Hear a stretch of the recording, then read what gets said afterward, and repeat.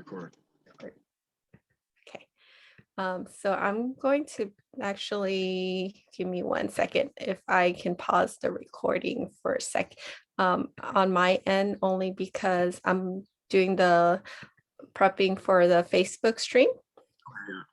So it's gonna just take a quick second. I have all the info here.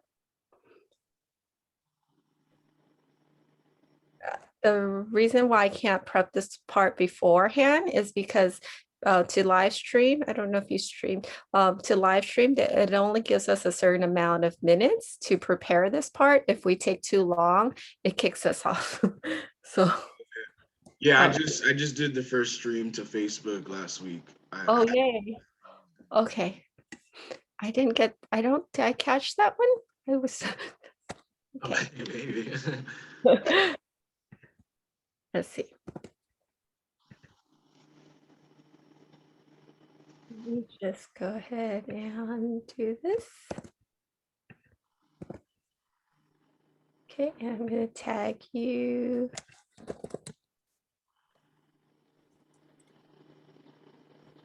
There you go. Okay. And I will go ahead and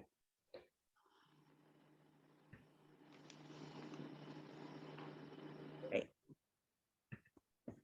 Okay, and now we're gonna go live very shortly. So let me go ahead and pull this back here, close this off. And I'm about ready right now. Just hit record. So firstly, I just wanted to say thank you. I always just say my gratitude before a stream. So thank you for being here today, and whatever value that we can do, send to our audience from both ends. This is the main purpose, is that we share value and help others out there. So thank you for being here. And so I'm going to hit record. Oh, my bad. I hit record. Oh, that's good. And then now I'm going to just go ahead and stream. Let's see from my end.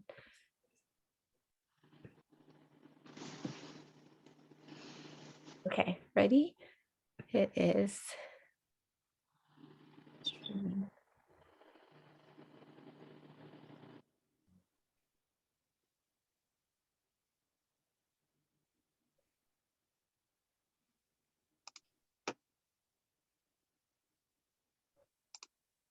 Yep.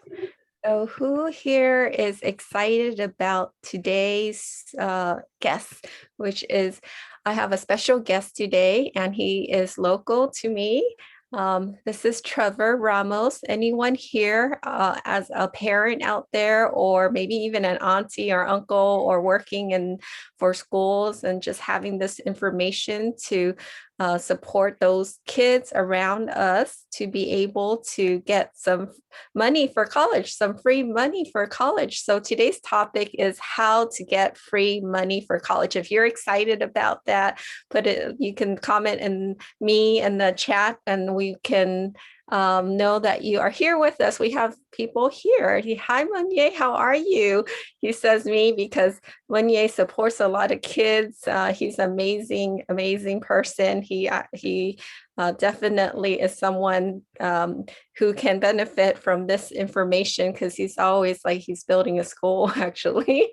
Thank you for being here. If you're here tuning in live, let us know live in the comment section below. And also let us know where you're tuning in from. We'd love to also connect with you. So Trevor is here. He's a special guest for me. I also have a son, and I love to learn more about how to do this, because we're planning for college. So Trevor, can you tell us a little bit about yourself?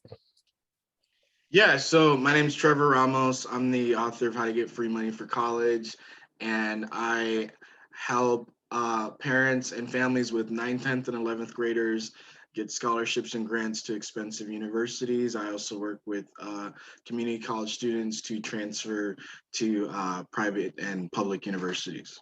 Wow, that's perfect. I can fit in both. Yes. So I know I heard that you have this ability to help students to get free money for college. Can you share with us a little bit more about that process? Yeah, so the way that I specialize in getting money for college is actually I go after the money that these colleges have, and I do two main approaches. One is I maximize the amount of money that you would get um, from the financial aid office. So that's from FAFSA and financial aid forms and what these schools are willing to give out for that. And then for parents who may not qualify for any financial aid based on their need, I coach their student so that they can get the largest academic merit scholarship possible. And these students don't usually, they don't need to have 4.4s or 4.0s to get these academic scholarships. They can have just, B's and A's, and they will still get, many of them will get over $10,000 a year just based on their grades without qualifying for any FAFSA money. Wow, wow. So I have a few more questions about that. I actually have a lot. So if you're in attendance and you have a question for Trevor, you can feel free to put it in the chat box below and we'll take those questions. Tracy is here with us. Yeah. Thank you so much, Tracy. I thank you so much. She's amazing. She connected us. Um, so what are if I'm right now, I am planning for my own son to like in case have that opportunity if he decides that that's something for him for college to get free money would be great because then we don't have to have him on debt or anything. And for parents who are in the looking for that, can you share with us like what would be like any tips that you can share, three tips that you can share for parents that are planning for Yeah, the first tip is gonna seem like a half tip just because um it's really the first thing. It's the first thing that a lot of the people that go through this process don't realize. And this is the time to think about when your kid's gonna get a scholarship is not the last 4 months of their senior year. A lot of people come to me when their kid's a senior and they've already applied to all these schools. They've gotten accepted to many of them, and they're finding out how much these schools are going to charge them. And that's when they think the time to think about scholarships is. And it's not. It's going to be. That's why I always talk about 9th, 10th, and 11th grade because you have enough time and a running start so that you know how much scholarship money you're going to get from all these colleges before you even apply to them. Mhm. And then we're just confirming that okay, we expected 20, $30,000 a year from this school and we got just about that. Or you know we expected 30 grand, 40 grand a year from the school, but actually we didn't even get into that school, because there's also, are you going to get into school too? So that's the first tip, is to start early and do not wait until your kid is a senior, right? That would be my first thing. And then if we're starting early enough, it is so much easier to look at a lot of the different programs and options that you have because it's your oyster. You now you have a lot of choices in terms of which schools they're going to be. What approach. There's even things that you can that I can tell you that can increase your chances incrementally, meaning that if you do these two things, then you might get an extra 5,000, so forth. Oh, wow. Wow.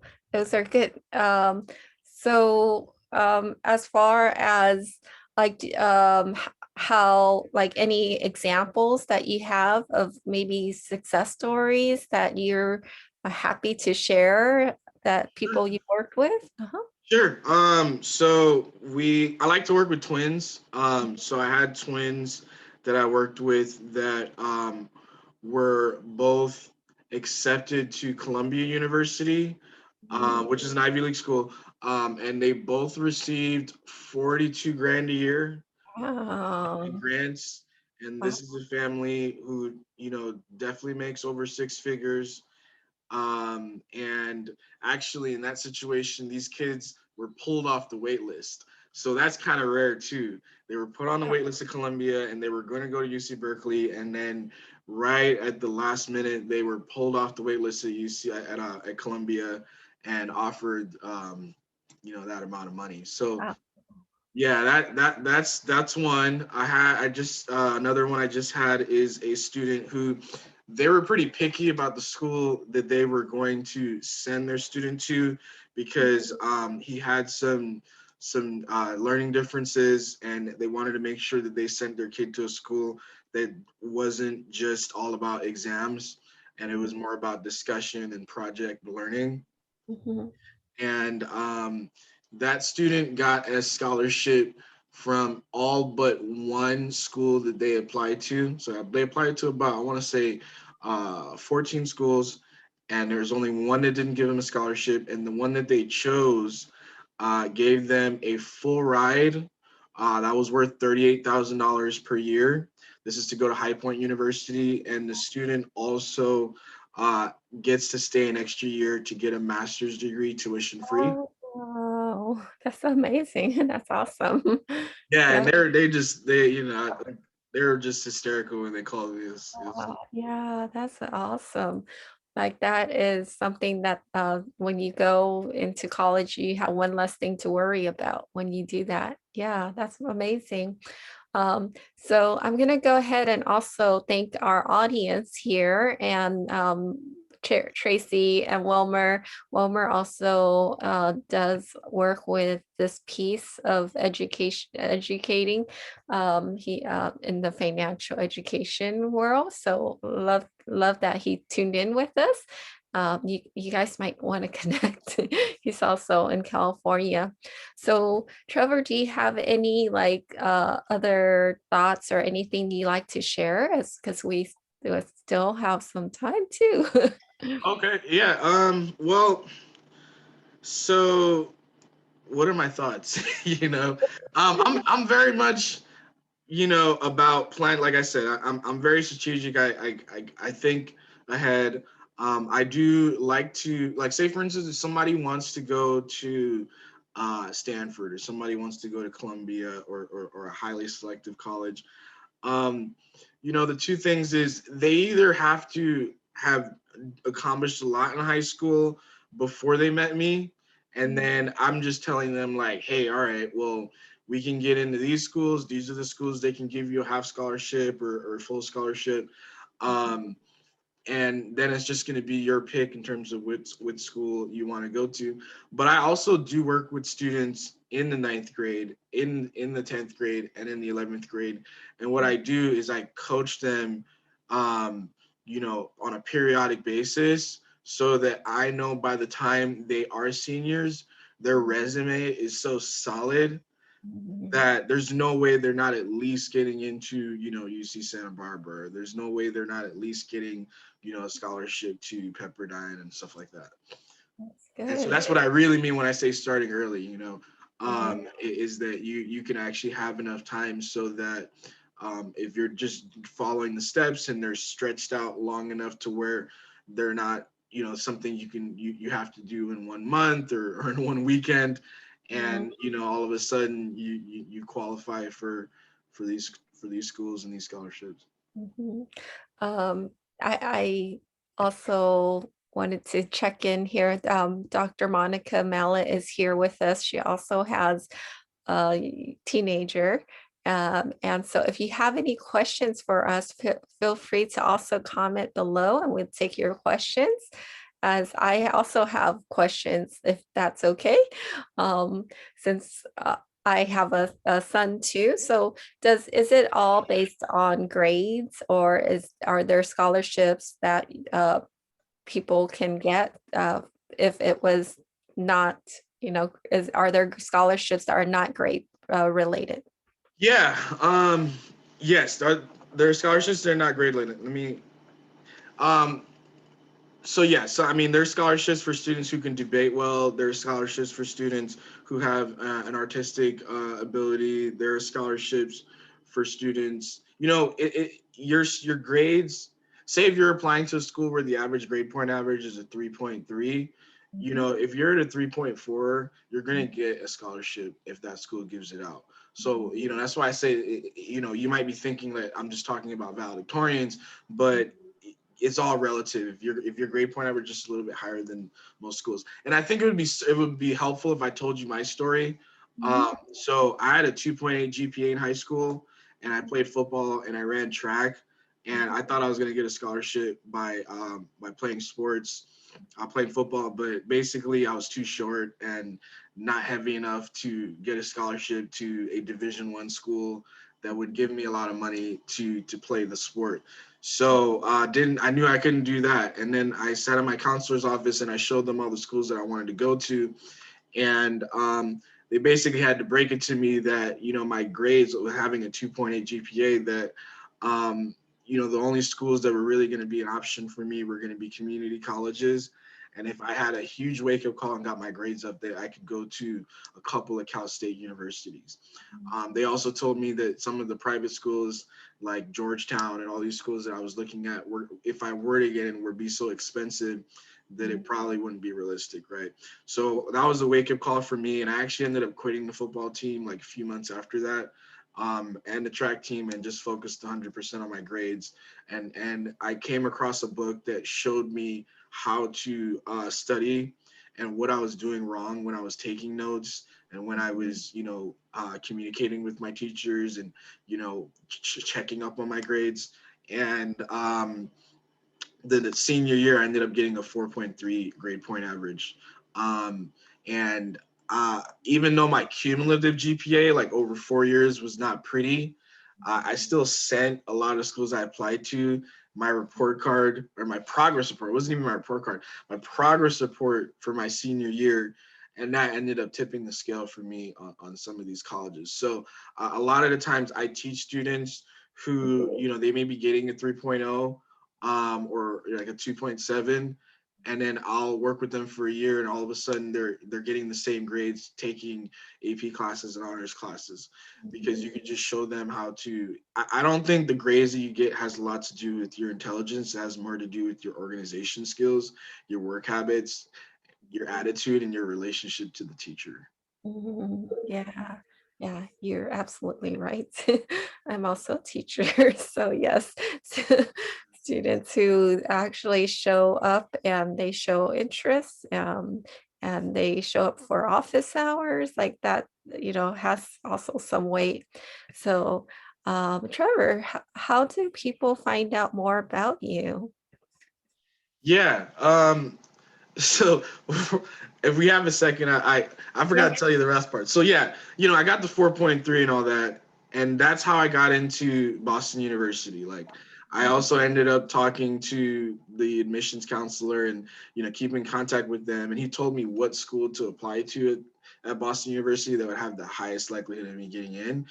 And so I got in there. The average GPA when I got in was a 3.5.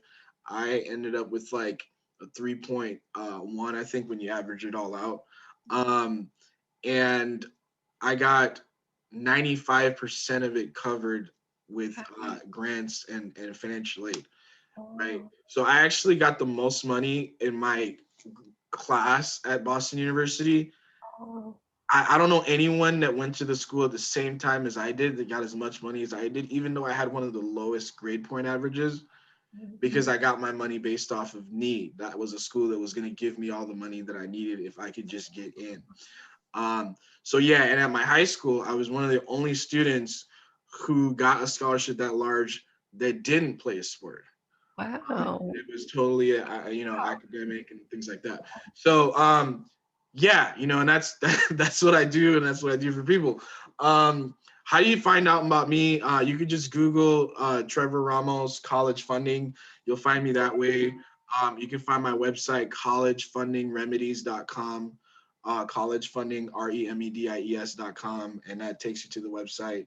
And yeah, if you're on Facebook, you can just add me. You can do that as well. So I put that in the chat below, collegefundingremedies.com, or you can also reach out to Trevor on Facebook. Sweet. Yes. Thank you so much for being here. And if anyone does have any questions on this, how to get free money for college, please do feel free to either comment below or reach out to Trevor. Or if you're my friend and you want, prefer to go, say hi to me and I can connect you to Trevor, we could do it that way too. Sometimes that happens when they feel more comfortable coming to me first.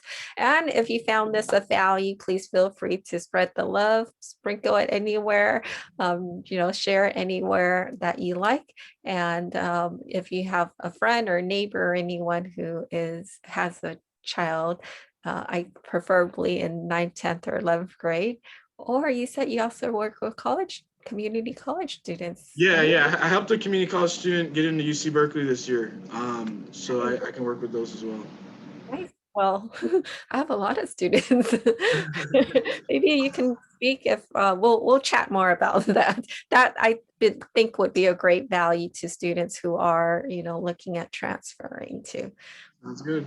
Thank you for connecting, and we will go ahead and maybe continue our conversation. Next time, we might invite Trevor back. If you have more questions for him, feel free to let us know, and we can also have this second part of this interview. Take care, everyone. Have a beautiful morning here, tuning in, both of us this time from California. Bye, everyone. Yeah.